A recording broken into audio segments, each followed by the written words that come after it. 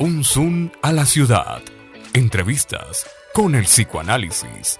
Un programa de la ANEL Medellín. Buen día, buena tarde, buena noche a todos los que nos ven y nos escuchan desde cualquier lugar del mundo y a cualquier hora. Mi nombre es Marlon Cortés, asociado a la ANEL Medellín, y soy el conductor del programa Un zoom a la ciudad, entrevistas con el psicoanálisis. Desde marzo del año pasado, el mundo está viviendo una pandemia que afecta todos los rangos de la cultura. Uno de ellos, la educación. Por eso el título del programa de hoy, Educación en tiempos de pandemia. Para hablar de ello, tenemos como invitada a Ana Victoria Saldarriaga, miembro de la AMP y de la ANEL, con un doctorado en psicoanálisis en París 8, magíster en lingüística de la Universidad de Antioquia y profesora cátedra de literatura de la Facultad de Educación de la Universidad de Antioquia. Bienvenida, Ana. Primer pregunta introductoria grande y vos verás por dónde comenzás a responder, es la siguiente. ¿Qué nos pasó? Y digo nos, yo también soy profesor. ¿Qué nos pasó a profesores y estudiantes en estos tiempos de pandemia?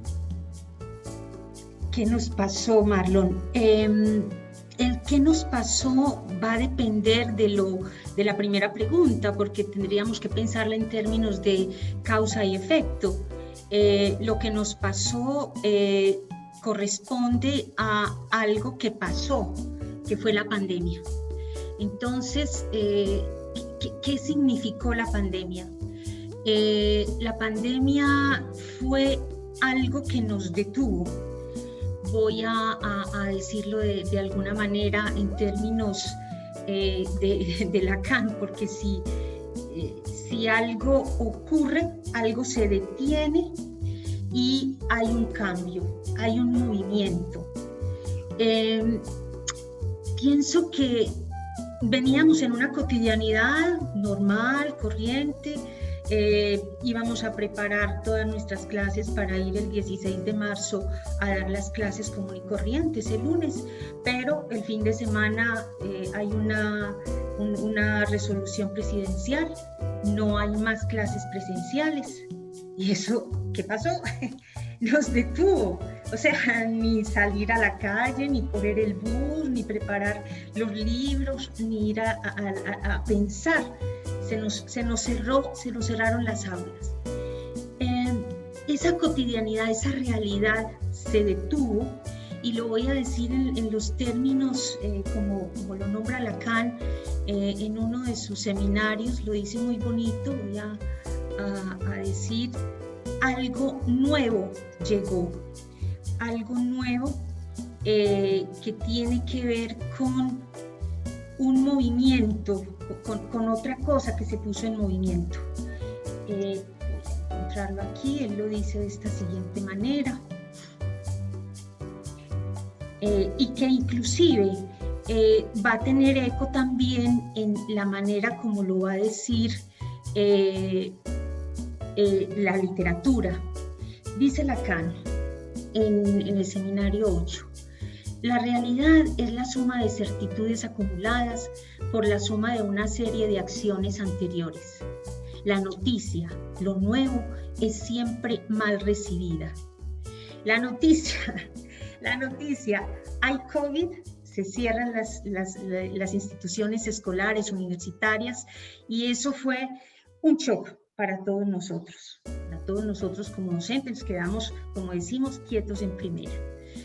Pero ese quietos en primera, que fue una especie de shock, no sé si vos te acordás, yo creo que todos recordamos ese impacto.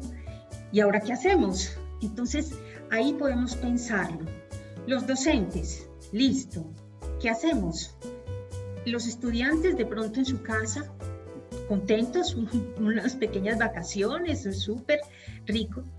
Pero nosotros, bajo ese impacto, con esa resolución, viene también una indicación del Ministerio de Educación y de la Presidencia, que es garantizar la continuidad de las clases. Y eso nos puso en una situación, no sabemos cómo, o sea, contamos con el internet. Yo recuerdo que tal, entonces, listo, no, la universidad, mi universidad y la tuya también, la universidad se cierra y hubo como 2 semanas ahí como en reuniones y después de unos días viene lo que vos decís, pero hay un momento de golpe, hay un golpe como no vamos a salir, y entonces empezamos a reunirnos, nos empezamos a reunir virtualmente, yo no sé si a pensar o a quejarnos, a buscar soluciones, vía web. El golpe ya, o sea, como te digo yo, desde el punto de vista analítico, ¿cierto? Que piensa las cosas en tiempos lógicos más que cronológicos. Creo que la pandemia hizo que hubiera un movimiento en la relación docente-alumno que puso en marcha nuestra condición humana. Entiendo por condición humana también, desde el punto de vista... Puso en marcha. Estaba quieto. Es decir, la puso en marcha, como diríamos, siempre la relación maestro-alumno ha estado presente. Y cuando uno está en el presencial, lo normal, lo típico, las relaciones conflictivas o a veces saludables entre maestro y alumno. Pero esta circunstancia, esto que llega nuevo, hace que de alguna manera esa relación no solamente se ponga en primer plano, sino que quede teñida por eso que fueron los efectos en nosotros de este hecho real que fue la llegada de la peste, la llegada de un virus que realmente podía acabar con la vida de las personas de una manera fácil. Entonces, sintetizo un poco la pregunta anterior. ¿Qué pasó? ¿Qué pasó con la llegada de la COVID-19? La muerte se puso en primer plano, Marlon, y eso cambia los datos. Claro. Eso ya es otra cosa. Nosotros veníamos con la muerte, digamos, yo lo tengo aquí siempre como en una bandita de Moebius. Nosotros veníamos con la vida en primer plano, ¿cierto? Y de pronto llega esta COVID-19 que empezamos a sentirla como noticias. Eso empiezan noticias en China, en Europa, lejos, bueno, uno escucha como el run run, pero eso no es con nosotros, eso está lejos todavía, eso no nos toca. Pero es cuando ya la Organización Mundial de la Salud el 11 de marzo promulga, esto es delicado, esto ya merece otro tratamiento, y el presidente en consecuencia y todo el gobierno pues da todas las resoluciones. Entonces, ¿qué hace que la muerte que estaba en un segundo plano, en el reverso de la banda de la vida, se ponga en un primer plano? Pase al primer plano. Ese significante que era patrimonio solo de los investigadores, de los biólogos, los médicos, que era coronavirus, y que ya la Organización Mundial de la Salud nombró como COVID-19. Eso es lo que hizo que la muerte que estaba en un segundo plano, digo en un segundo plano, Marlon, porque vivíamos normalmente, la muerte ocurría. De pronto le parábamos bolas cuando había una muerte escandalosa, masacres o una cosa así, algo de lo que se salía extraordinario, pero no era cuestión de todos los días. Con la COVID-19, en Colombia sí es cuestión de todos los días, las masacres y las muertes violentas, pero déjame, ¿cómo te estoy entendiendo? Eso para nosotros colombianos era paisaje, pues. Era paisaje, era pues sí, otro muerto. Pero estas muertes como que fueron distintas. Sí, ¿por qué? Y empiezan a ser distintas En el momento en que pasamos del shock al trauma. ¿Por qué, Marlon? Porque listo, primer shock, bueno, no hay clases, rico para los estudiantes, nosotros en el estupor, en la sorpresa, y empezando a pensar que teníamos medios para garantizar esa continuidad de la academia, ¿cierto? Gracias a los medios, a los avances tecnológicos que nos han dado el internet, la web, todo esto, los teléfonos móviles. Pero el problema es cuando estando cada uno en su casa, ¿cierto? Empiezan las muertes a tocarnos de cerca. Eso ya es otra cosa, Marlon. Cuando uno empieza, listo, eso es de la noticia. La masacre es en el Cauca, es en una vereda. Sí, a uno le conmueve, claro, pero es como decís paisaje. Pero cuando ya uno empieza a ver que es que el que se murió fue mi amigo, o es mi vecino, o que en la casa vecina fueron 3, o que son primos y que esto realmente es verdad, ya la cuestión pasa del shock al trauma. Y el shock que nos separó al principio ya empieza a vivirse como trauma en la medida en que, y eso sí ya es de cada uno, depende de las circunstancias de cada uno, de cómo la muerte llega y se hace una realidad, un real, algo que realmente, como lo diré como, si al principio decíamos, sí, la muerte está ahí, aquí podríamos decir, pero es que esto sí es verdad. Cuando ya la situación pasa a... pasamos del no es aquí, no es conmigo, no creo, exageran. Es más, Marlon, yo no sé si te acordás, al principio aquí en Medellín, por ejemplo, se abrieron un montón de camas UCI y esas camas desocupadas un montón de rato. Claro. Y uno decía, exageran, eso como que no es todavía. Pero cuando ya llegan las muertes cercanas, las estadísticas empiezan a aumentar, los números, ya uno empieza a decir, es cierto, esto puede pasar, la cosa es seria. Y ahí se impone también la reacción de cada uno, lo particular, la manera en la que uno ha enfrentado uno de los momentos traumáticos grandes en la infancia, que es el momento en que nos damos cuenta de que la muerte existe, de que alguien puede morir. Y en esa infancia uno toma decisiones, o acepta o rechaza, cree o no cree. Y con la pandemia, maestros en sus casas, alumnos en sus casas, cuando les tocó, se reactiva ese viejo trauma y creemos o no creemos, la cogemos en serio o no la cogemos en serio y lo sabemos, ¿cierto? Ana, obviamente por conversaciones previas, sé que vos tenés testimonios de profesores. Contanos cómo, no sé, contanos eso que estás hablando del paso del shock al trauma, ¿cómo lo expresaron esos profesores con los que hablaste?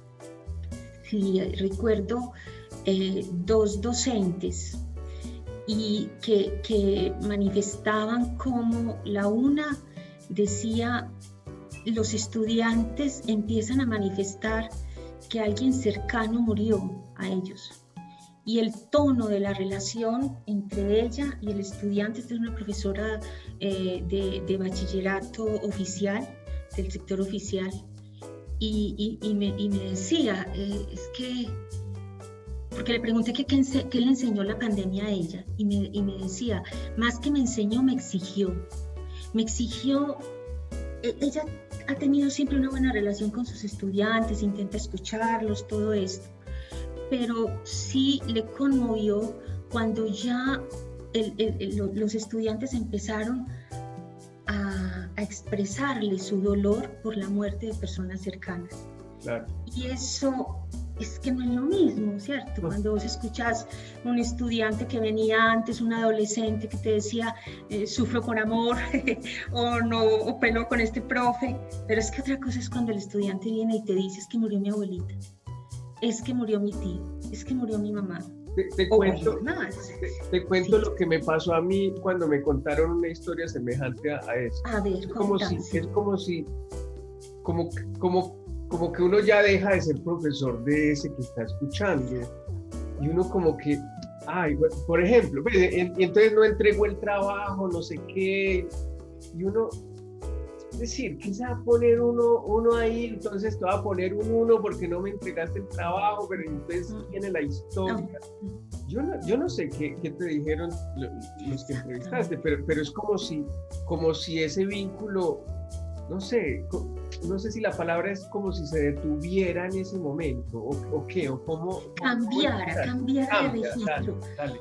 Y hubo otra profesora muy linda que le preguntamos, también de esa misma institución escolar, y ella decía, sí, garantizamos la continuidad de las clases, cambiamos nuestras didácticas, bueno, todo lo que vos querás, pero hay una cosa, hay una tarea que nos va a quedar pendiente, decía ella, y es acompañar a estos muchachos en sus duelos, porque son muchos y no todos lo dicen ni lo manifiestan, pero esa posición va a cambiar lo que Freud va a llamar tan bonito la transferencia entre maestros y alumnos. Esa transferencia va a tener que alojar la elaboración de duelos, Marlon, y vos sabes que los duelos no es cuestión de que murió ayer mi abuela, lloré mucho, me dolió, lo expresé, sino que el duelo es un proceso largo que va a tener sus bemoles, y los docentes de alguna manera debemos tener la oreja y el corazón abierto a la oportunidad en que los estudiantes puedan expresar de alguna manera esos duelos, en sus escritos, en sus cuentos, en una cantidad de cosas. ¿Vos ves que los profesores tenemos esa oreja, pues? No todos, Marlon, no exacto. todos, es bobada, o sea, sabemos que no todo, pero bueno, esta conversación, por ejemplo, ¿cierto? Puede abrir, a mí esa expresión de esta docente, tenemos esa tarea futuro, acompañar esos duelos, me gustó mucho y me pareció preciosa y precisa, sí, hay que abrir ese espacio, quienes podamos hacerlo y en la medida de lo posible. Por eso siquiera somos varios profesores, docentes, un estudiante tendrá confianza con uno, con otro, todo depende, ¿cierto? Y es más, a veces los profesores nos daremos cuenta de que ellos elaboran un duelo, pero cuando damos la posibilidad de que elaboren trabajos, tareas, pequeños dibujos, ¿cierto? Cosas donde ellos puedan expresar con cierta libertad su sentir, les damos una oportunidad, abrimos un espacio para que la posibilidad de elaborar un duelo se manifieste. Y hay otra cosa, Marlon, veamos el otro lado, los duelos de los docentes. Esas son otras cosas. Claro. Porque es que también se nos mueren colegas, ¿sí? Cercanos, y uno no pensaba que podían morir. O sea, hace poco murió un docente en la facultad, Wilson Torres, de literatura española. La última vez que yo lo vi en una reunión de Zoom, estaba ahí. O sea, es de esas personas que yo en la universidad desde hace 30 años sé que él está ahí, que no somos amigos, pero es de esas personas sencillas con las que uno podía conversar, y entonces de pronto se murió. ¿Qué pasó? Dame permiso, voy a leer un texto de Borges, un fragmento muy bello de Borges que nos dice, que nos habla de esa pérdida, de cómo esas pérdidas son irrecuperables. Mire lo que dice, es muy bonito, es un cuento de Borges que se llama El Inmortal. Dice, la muerte o su alusión hace preciosos y patéticos a los hombres. Estos conmueven por su condición de fantasmas. Cada acto que ejecutan puede ser último. No hay rostro que no esté por desdibujarse como el rostro de un sueño. Todo entre los mortales tiene el valor de lo irrecuperable y de lo azaroso. Yo creo que es una de las cosas que empezamos a sentir en la pandemia, tanto del lado de los docentes como de los estudiantes. Ahora, ¿cuál es la posibilidad de nosotros como docentes? Tener presente eso, que es que a nosotros también nos dolió alguna pérdida cercana, y podemos entender el dolor de los otros y ayudarles, digamos así, ¿cómo te digo yo? Más bien establecer un diálogo en el que podamos elaborar el duelo en conjunto. Yo no sé, eso es muy charro, pero es que sí. O sea, cuando el estudiante me está diciendo murió mi mamá o murió mi novio o mi amiga, es que yo también, yo le puedo entender, porque es que también murió un amigo cercano, un colega, un tío, ¿cierto? Y entonces puedo entender ese duelo. Y entre los dos llegar a esa conclusión tan linda de Borges, es que sí, es que podemos perder la vida y el otro es irrecuperable. Hay algo del orden de lo irrecuperable ahí y de lo azaroso, ¿sí? De lo azaroso y de lo irrecuperable, que va no solamente a abrir la necesidad del duelo, Marlon, sino también lo que ocurre con el objeto perdido, con aquello que hemos querido y que perdemos. Y es que se puede abrir en esa posibilidad de lo humano la ruta hacia el deseo. Eso también es muy importante. Y entonces la relación transferencial a partir del duelo se va a vivificar con el deseo. Sí, ellos murieron, no hay más que hacer, lo aceptamos, nos duele. Pero como ellos se perdieron, nosotros también nos podemos perder. Y en ese sentido hay un deseo de conservar tu vida como estudiante, de conservar mi vida como docente, y aquello que nos une, que es el deseo de saber, ¿cierto? Que la academia continúe, que garanticemos las clases. Ese era el deseo que se manifestó en marzo del año pasado y que tocó nuestra vocación, porque eso es lo que queremos, de alguna manera. Era una urgencia vital, yo lo pongo así.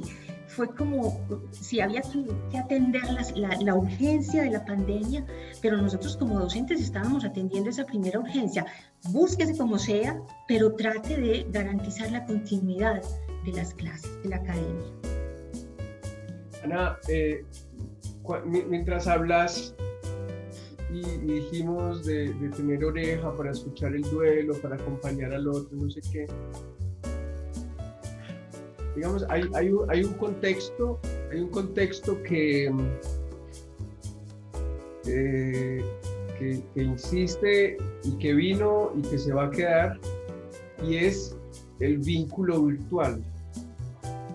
Es decir, cuando decís acompañar al estudiante, escuchar el duelo, no sé qué tal, todo eso se hizo y, digamos, se sigue haciendo vía Zoom.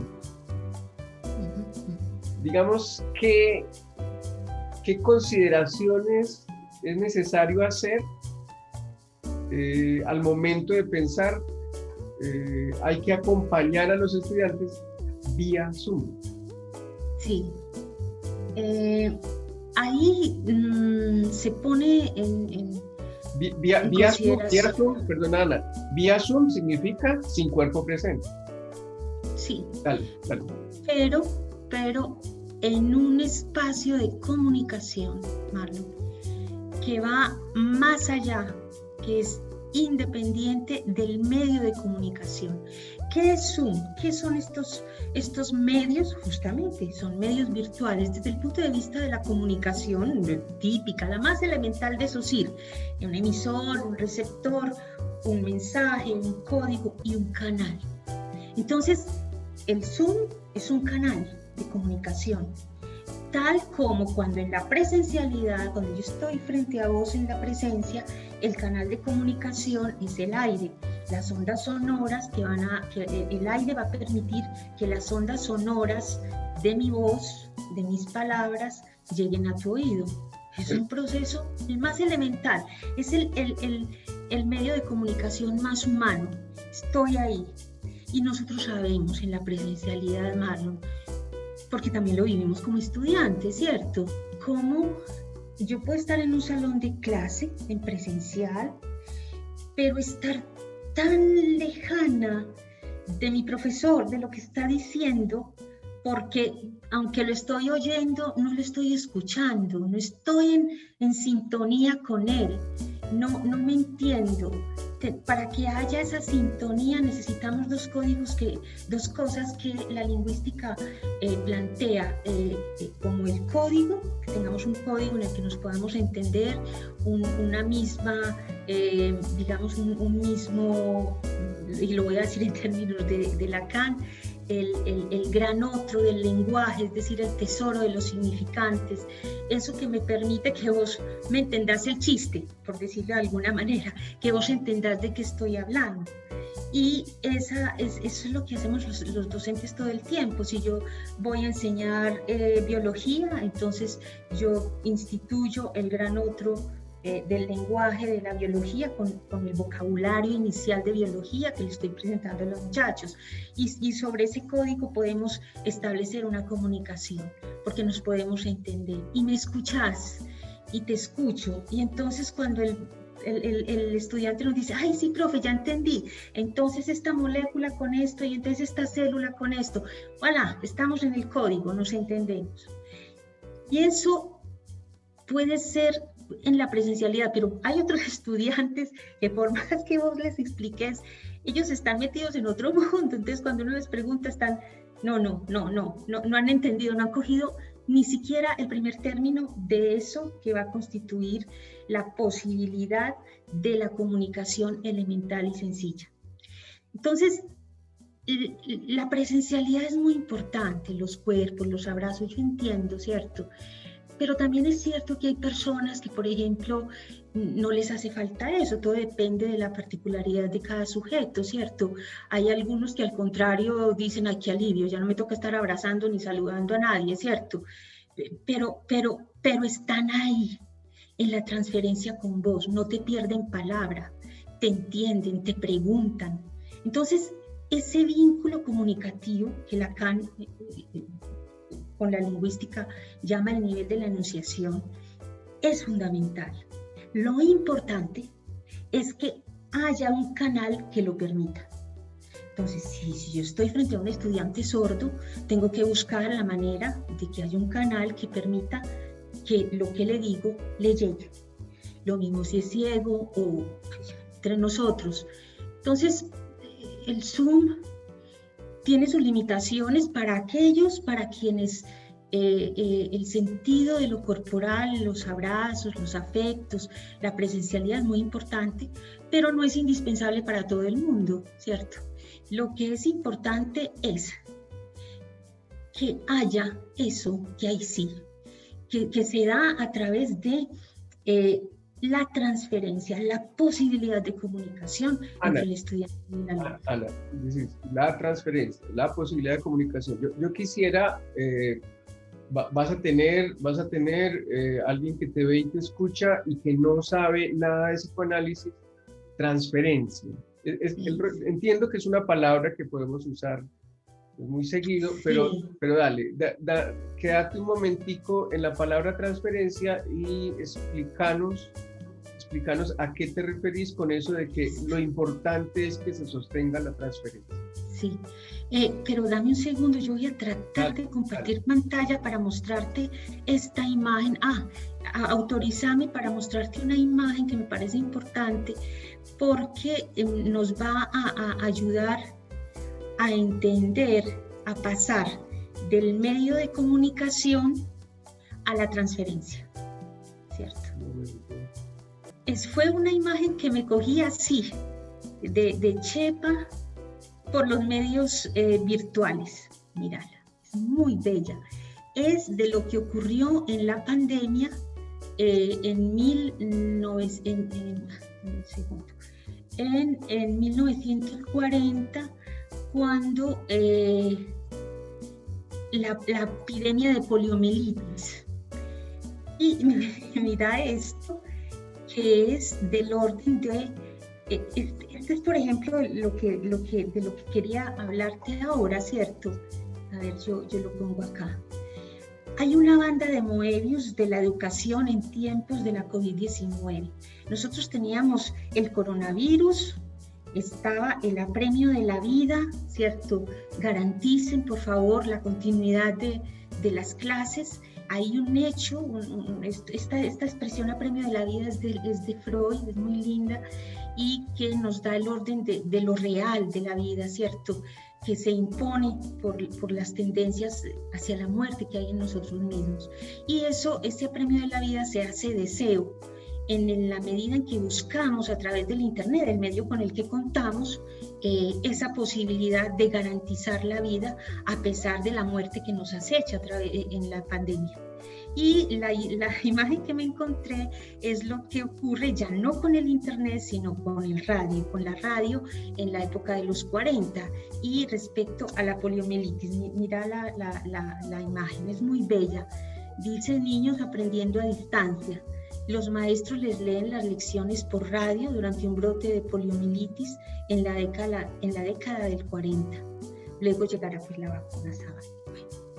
Entonces es eso, o sea, cada época se buscó la manera de garantizar el canal de comunicación. Es lo primero, es muy elemental, no es, digamos así, como lo más relevante, pero mira, es una cosa que está ahí, es un factor que sí falla.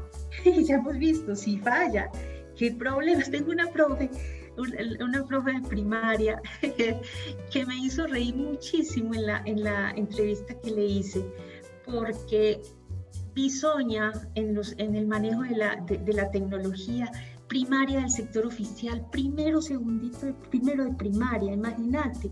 Entonces era manejando, y un momento, por ejemplo, que ella siguió dando la clase cuando le escribe una mamá: profe, hace rato que no la vemos, ¿qué le pasó? Y ella convencida de que estaba ahí. O sea, es eso. Y al final me dice, dentro de las cosas, me dice: yo no sé qué va a pasar mañana con el Internet.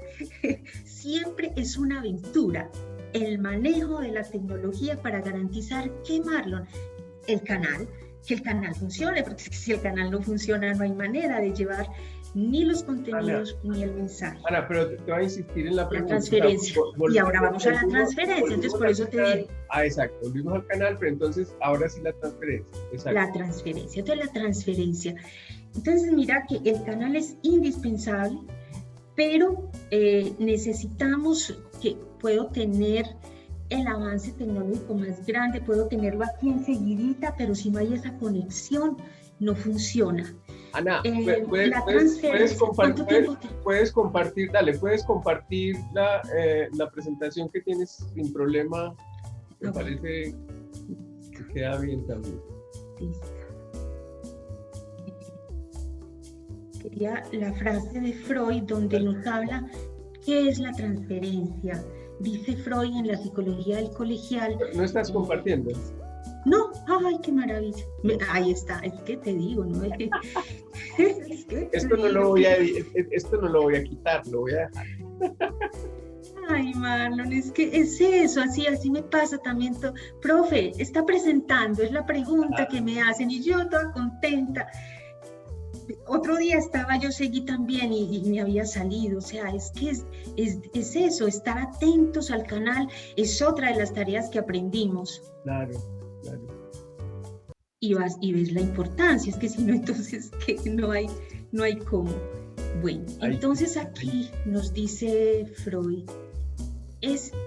aquí no lo nombra como transferencia, y él escribe este texto que se llama La psicología del colegial, donde yo diría que es un bello testimonio de una parte de su análisis. Sinceramente, Marlon, es una belleza, porque él entra a examinar su propia relación con sus profesores de una manera que permite concluir algo acerca de lo que son esos vínculos. Entonces, mire, por ejemplo, lo que dice, que nos muestra lo que es la dimensión de la transferencia. Dice: no sé qué nos reclamaba con más intensidad ni qué era más sustantivo para nosotros, ocuparnos de las ciencias que nos exponían o de la personalidad de nuestros maestros.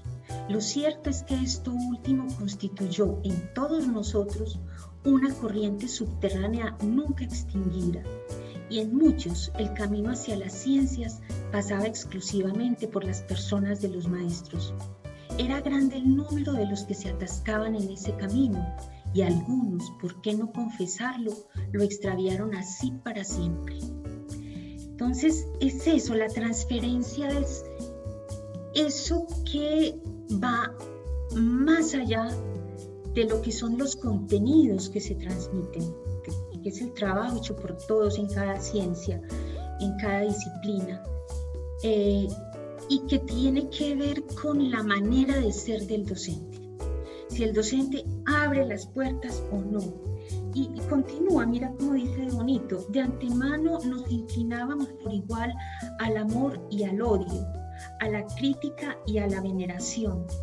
El psicoanálisis llama ambivalente a este apronte de opuesta conducta y no le causa turbación alguna pesquisar la fuente de esta ambivalencia de sentimientos.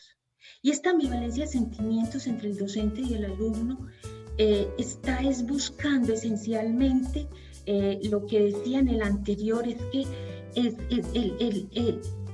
bueno, no lo puse, está en el texto completo, pero él decía, es que nos fijábamos cómo éramos cómo eran nuestros profesores, para nosotros poder saber qué tomábamos de ahí y cómo ser nosotros, cómo constituir nuestro carácter, ¿cierto?